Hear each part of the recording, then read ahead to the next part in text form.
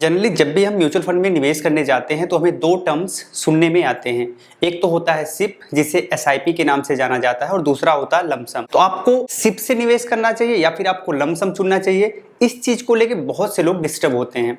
तो आज की इस वीडियो में हम इसको डिटेल में डिस्कस करेंगे। वीडियो के लास्ट तक जाते जाते आपको ये समझ आ जाएगा कि आपके लिए एसआईपी बेस्ट है या आपके लिए लमसम बेस्ट है। लेकिन इसके लिए पूरी वीडियो को ध्यानपूर्वक आपको देखना पड़ेगा, तो पूरी वीडियो को देखने के लिए तैयार हो जाइए। तो गाइस, मैं हूं अशोक सिंह, चलिए वीडियो को शुरू करते हैं।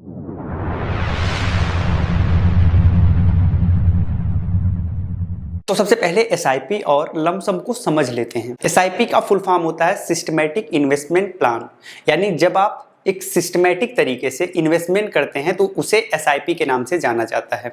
जैसे कि आप प्रत्येक महीने कुछ पैसे, कुछ फिक्स अमाउंट आप डिपॉजिट कर रहे हैं। जैसे कि 1000 रुपये हो गया, हर महीने आप 1000 करके म्यूचुअल फंड में इन्वेस्ट कर रहे हैं, तो ये हो गया एसआईपी। जबकि लमसम में हम एक बार में अमाउंट डिपॉजिट करते हैं। ठीक है, एक बार में हमने डिपॉजिट कर दिया और उसके बेसिस पर हमें जितने ईयर्स तक उसे कंटिन्यू करना है वो आप कंटिन्यू करोगे, और उसी फिक्स अमाउंट पर जो आपने डिपॉजिट किया था उस पर आपको रिटर्न मिलता रहता है। ठीक है, तो ये दोनों की प्रकृति है। अब हम समझ लेते हैं कि आपके लिए एसआईपी बेहतर है या फिर लमसम बेहतर है। अगर आपको एसआईपी करना है तो आपको मार्केट को मॉनिटर नहीं करना पड़ेगा। इसका रीजन ये है कि मार्केट जो है ना, उसका नेचर ऐसे ऐसे यानी वो एक बार बढ़ता है गिरता है, बढ़ता है गिरता है, यानी कि मार्केट अपने आप को एवरेजिंग करता है। ठीक है, अगर हाई पे है तो लो पे आएगा, फिर लो पे है तो हाई पे जाएगा।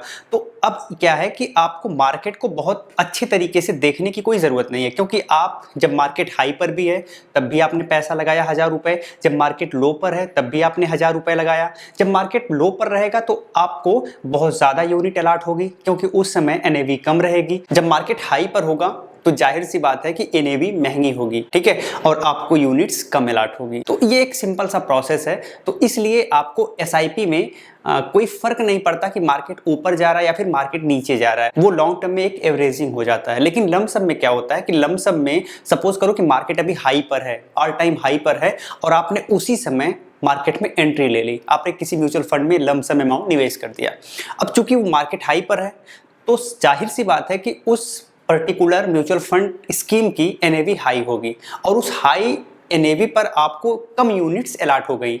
और उसके बाद जब मार्केट अपने आप को एवरेज करेगा, मार्केट गिरेगा, और जब मार्केट गिरेगा उस फंड की एनएवी कम हो जाएगी, तो ऑल ओवर आपको लॉस हो जाएगा। इसलिए कभी भी जब किसी को लमसम अमाउंट निवेश करना होता है तो उसे मार्केट को ट्रैक करना पड़ता है। अगर आप मार्केट को ट्रैक नहीं करेंगे तो लमसम में आपको लॉस हो सकते हैं, साथ ही साथ आप ज्यादा रिटर्न भी गेन नहीं कर पाएंगे। लेकिन अगर आप मार्केट को ट्रैक कर रहे हैं, जब मार्केट गिर रहा है, जब मार्केट लो पर है, उस समय अगर आप लमसम अमाउंट डिपॉजिट करते हैं किसी फंड में और फिर मार्केट अपने आप को बूस्टअप करेगा, उठेगा, तो यहाँ पर आप बहुत अच्छा रिटर्न बना सकते हैं। इवन एसआईपी से भी अच्छा रिटर्न आप यहाँ से जनरेट कर सकते हैं। तो ये डिफरेंस हो गया एसआईपी और लमसम का। तो एसआईपी के लिए आपको मार्केट को एनालाइज करने की कोई ज़रूरत नहीं है, मार्केट के बारे में नॉलेज की कोई ज़रूरत नहीं है, आपके पास इकोनॉमिक्स की कोई नॉलेज नहीं है, कोई दिक्कत नहीं है। लेकिन लमसम के लिए थोड़ा सा आपको नॉलेज होना चाहिए, आपको सही टाइम का पता होना चाहिए। हमारा दूसरा पॉइंट ये है कि अगर आपको मार्केट के बारे में इतना नॉलेज है तो आखिर आप म्यूचुअल फंड में निवेश क्यों करेंगे?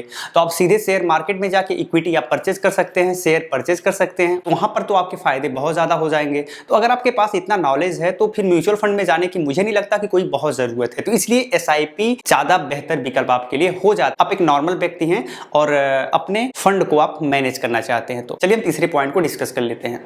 हमारा तीसरा पॉइंट है मिनिमम इन्वेस्टमेंट। एसआईपी के साथ सबसे अच्छी बात यह है कि बहुत कम पैसे आप डिपॉजिट करके अपना इन्वेस्टमेंट जर्नी स्टार्ट कर सकते हो।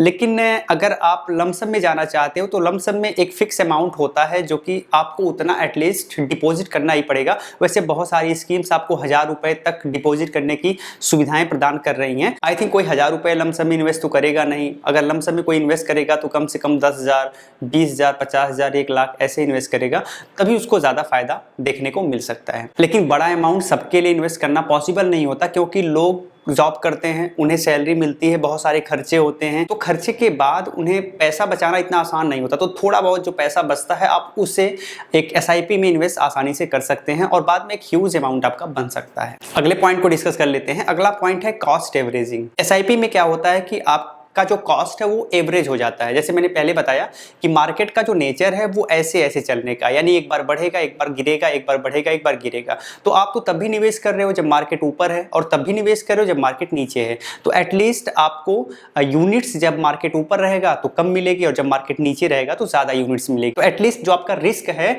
वो यहाँ पर एवरेज हो गया।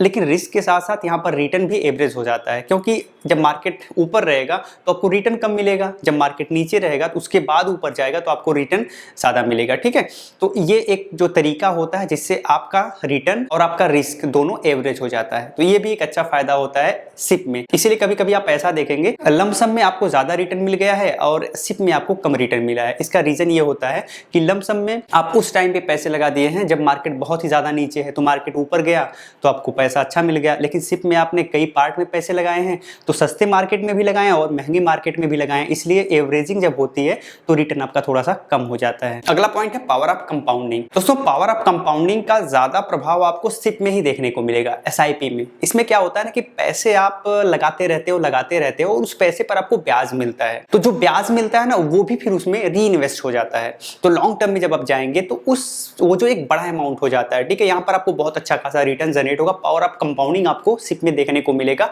जिससे आपका पैसा बहुत तेजी से बढ़ता है। तो ये भी एक बड़ा फायदा होता है सिप करने का। अगली बात करें तो अगर आप सिप कर रहे हो तो आपके अंदर एक हैबिट डेवलप हो जाती है निवेश करने की, जबकि लमसम में ऐसी कोई हैबिट तो डेवलप नहीं हो, क्योंकि आपके पास कहीं से एक बार में पैसा आ गया, ज्यादा पैसा है, तो आप चाहोगे कि यार हम लमसम कर लें। लेकिन अगर आप सिप करते हो तो आपके अंदर प्रत्येक महीने एक रूल के हिसाब से आपको पैसे निवेश करने हैं, एक फिक्स टाइम पे आपको पैसे निवेश करने हैं। तो इससे एक हैबिट, सेविंग की एक हैबिट भी डेवलप हो जाती है। वैसे मैं बताऊं, अगर आपके पास एक बार में बहुत सारे पैसे आ गए हैं और मार्केट को आप सही से पहचान नहीं पा रहे हैं, तो आप उन पैसे को पार्ट पार्ट में करके सिप के माध्यम से यानी एसआईपी के माध्यम से ही निवेश करिए, ज्यादा बेहतर मेरे हिसाब से रहेगा। एक और पॉइंट आपको ध्यान देना कि अगर आप लॉन्ग टर्म के लिए जाते हो, 20 साल, 25 साल, 30 साल तक के लिए जाते हो, तो कभी भी आपको लमसम से बहुत ज्यादा रिटर्न देखने को नहीं मिलेगा।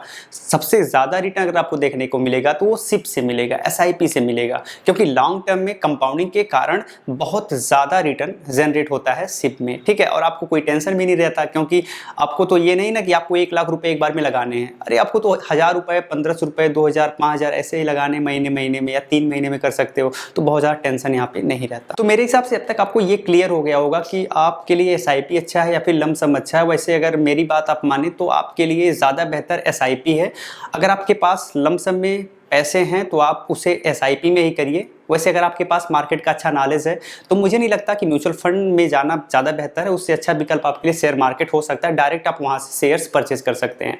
वैसे आपकी मर्जी, आपको क्या करना है, लेकिन मेरी माने तो आपको सिप के साथ ही जाना चाहिए। आपको वीडियो कैसी लगी कमेंट में लिख के बता दीजिएगा। साथ ही आप ये भी बताएं कि अभी आपने किन किन फंड में निवेश किया है, और अगर आप पहली बार निवेश करना चाहते हैं म्यूचुअल फंड में तो उसके लिए आपके पास एक अकाउंट होना चाहिए। तो इसी वीडियो के डिस्क्रिप्शन में आपको एक लिंक मिल जाएगी ग्रो एप्लीकेशन की, वहां से जाके आप उसे इंस्टॉल करके रजिस्ट्रेशन करके इजीली अपनी जर्नी स्टार्ट कर सकते हैं। वैसे एक वीडियो हम दे देंगे जिसमें ये बताया गया है कि कैसे आप पहली बार ग्रो एप्लीकेशन के माध्यम से इन्वेस्टमेंट जर्नी स्टार्ट कर सकते हैं। तो उसे देख के भी आप इजीली अकाउंट क्रिएट करके अपनी जर्नी स्टार्ट कर सकते हैं। ठीक है, और वीडियो अच्छी लगी हो तो लाइक कर दीजिएगा, नहीं अच्छी लगी हो तो डिसलाइक कर दीजिएगा। बाकी मिलते हैं फिर अगली वीडियो में, तब तक के लिए जय हिंद।